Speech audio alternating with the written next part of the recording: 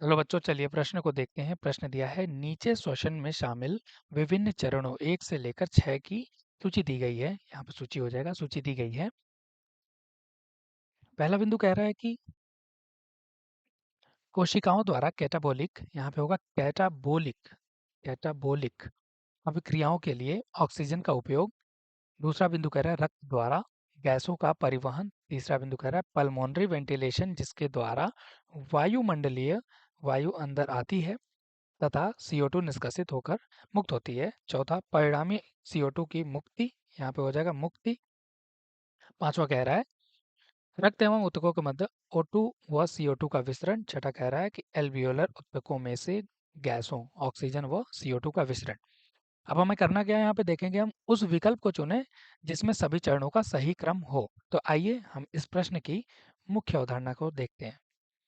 मुख्य अवधारणा, मुख्य अवधारणा की बात करें तो यह है श्वसन की क्रियाविधि।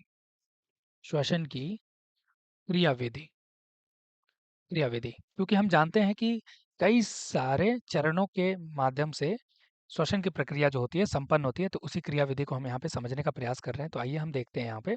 सबसे पहले अगर हम बात करें तो हम देखेंगे कि अगर हमें श्वसन करना है तो सबसे पहले वायु का अंदर प्रवेश करना जरूरी है। तो हमने क्या देखा कि तीसरे जो बिंदु है पल्मोनरी वेंटिलेशन, जिसके द्वारा वायुमंडलीय वायु अंदर आती है। तो हम देखेंगे सबसे पहले तीसरे नंबर पे, ये सही रहा। अब जैसे वायु का अंदर प्रवेश हुआ, तो प्रवेश होने के बाद क्या होगा, उसके बाद हम देखेंगे एल्वियोलर ऊतकों में से गैसों यानी ऑक्सीजन व CO2 का विसरण होगा, क्योंकि हम जानते हैं कि जो गैसों का आदान प्रदान होता है वो एल्वियोलाई में होता है या एल्वियोलर ऊतकों में होता है।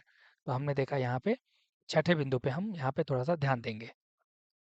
जैसे ये प्रक्रिया संपन्न हो जाती है तो फिर क्या होगा, अब हम चलते हैं आगे।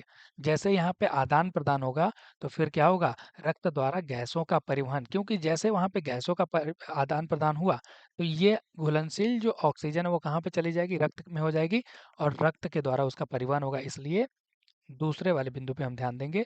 और जैसे ही परिवहन होगा, परिवहन होने के बाद क्या होगा, तो देखेंगे रक्त एवं ऊतकों के मध्य O2 व CO2 का विसरण होगा। क्योंकि हमें क्या करना था, रक्त द्वारा जब परिवहन कराना था तो क्या था मुद्दा यहाँ पर, हमें गैस को हर एक ऊतक में प्रवेश कराना था। अब उसके बाद जैसे ही प्रवेश हुआ तो फिर क्या होगा, कोशिकाओं द्वारा कैटाबोलिक अभिक्रियाओं के लिए ऑक्सीजन का उपयोग, यानी जैसे ही कैटाबोलिक प्रक्रिया होगी, यानी वहां पर ऑक्सीजन की उपस्थिति में माइटोकॉन्ड्रिया के मैट्रिक्स में क्रेब्स साइकिल के द्वारा जब ग्लूकोज का विखंडन होगा तो वहां पर क्या हो रहा है, ऑक्सीजन का उपयोग होगा। हम आएंगे पहले बिंदु पे, और जैसे ही यह संपन्न होगा तो फिर क्या होगा, तो हम सभी जानते हैं कि यहाँ पर क्या होगा, परिणामी CO2 की मुक्ति। तो यहाँ पर फिर क्या होगा, चौथे बिंदु पे हम आएंगे, देखेंगे यहाँ पे कार्बन डाइऑक्साइड की मुक्ति होगी।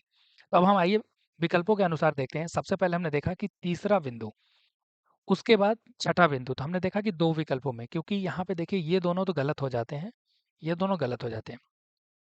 अब हम फिर आगे बढ़ेंगे। अब हमसे कह रहा है कि तीसरे जो चरण होगा वो दूसरे बिंदु पे ध्यान देगा।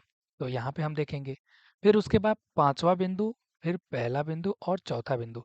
इस हिसाब से हम देखेंगे हमारा जो विकल्प नंबर ए होगा वो सही उत्तर हो जाएगा। आशा करते हैं इस प्रश्न का उत्तर आपको समझ में आया होगा। धन्यवाद।